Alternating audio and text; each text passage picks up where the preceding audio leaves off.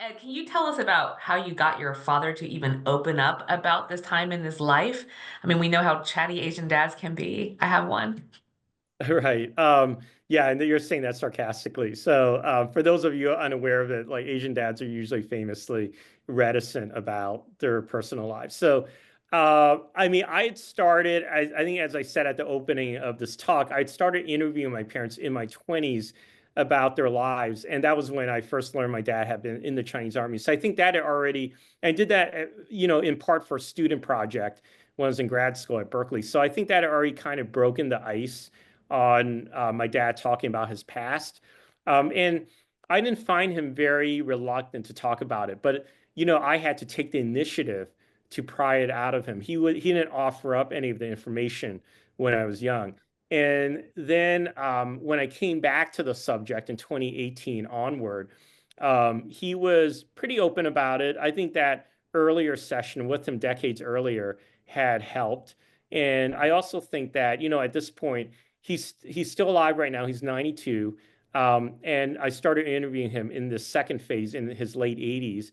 I think, there have been many decades since he was in the army and since these kind of traumatic events of his life. So I think he was okay talking about it at that point. I think he realized that there was value in some ways in sharing the history with me and in the fact that I would share it with the outside world. Because I think that when a lot of people are that age, they think that the events that they live through, there is some sense, some lessons that can be learned from that, and a sense of the importance of that history that could be lost if it's not documented in some way.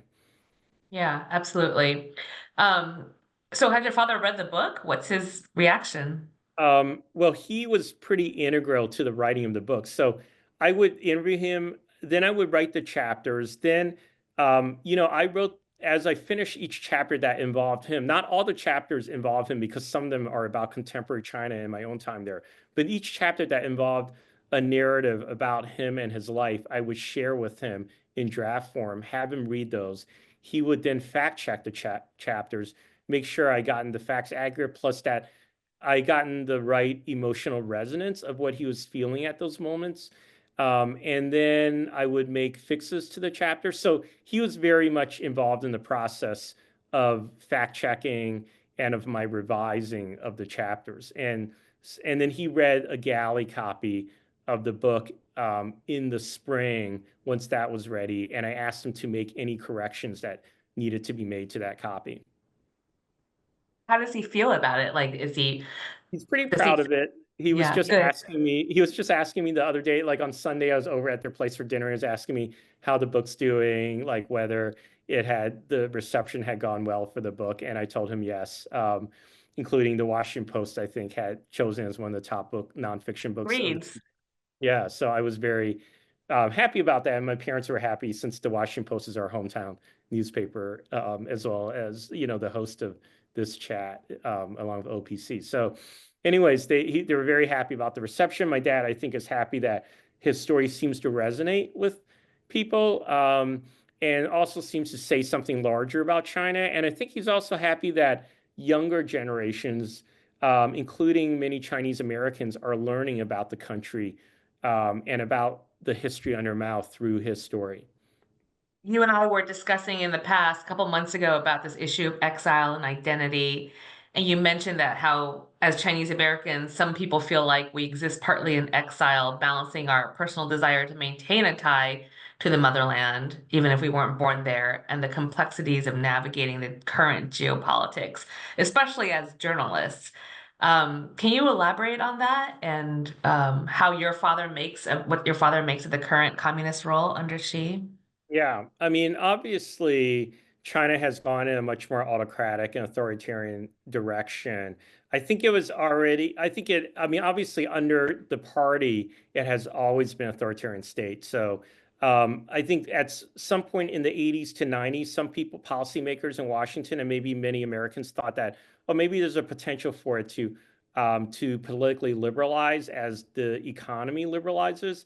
But I think sometime in the 2000, late 2000s to 2010s, people started realizing, oh, the party will not relinquish power to other competing, groups. And so and under Xi Jinping, I think that that's accelerated that trend.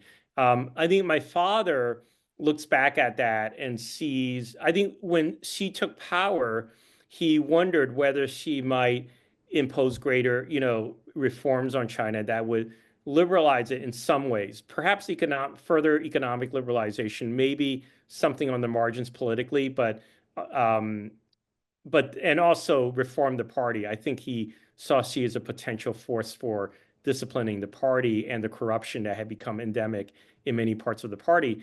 And then, he, along with the rest of the world, has watched as Xi has become more autocratic over the years, including deciding to stay in power for a third term beyond the norm of 2 terms.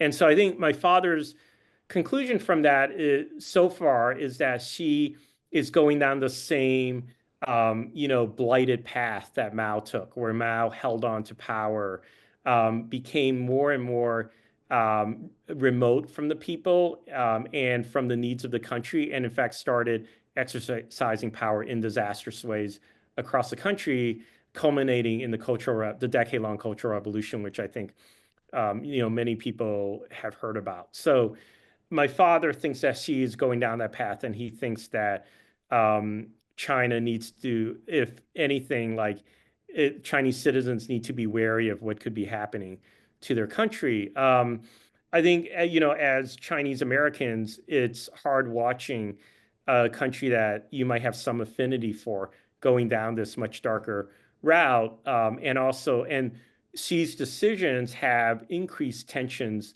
between China and America, of course, and China and other parts of the world. And so I think that,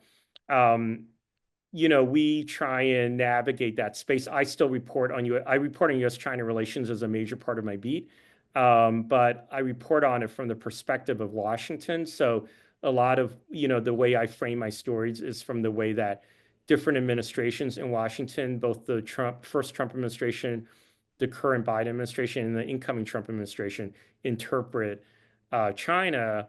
And so, I think that we're going to see greater tensions in the years ahead. I don't see that ebbing anytime soon.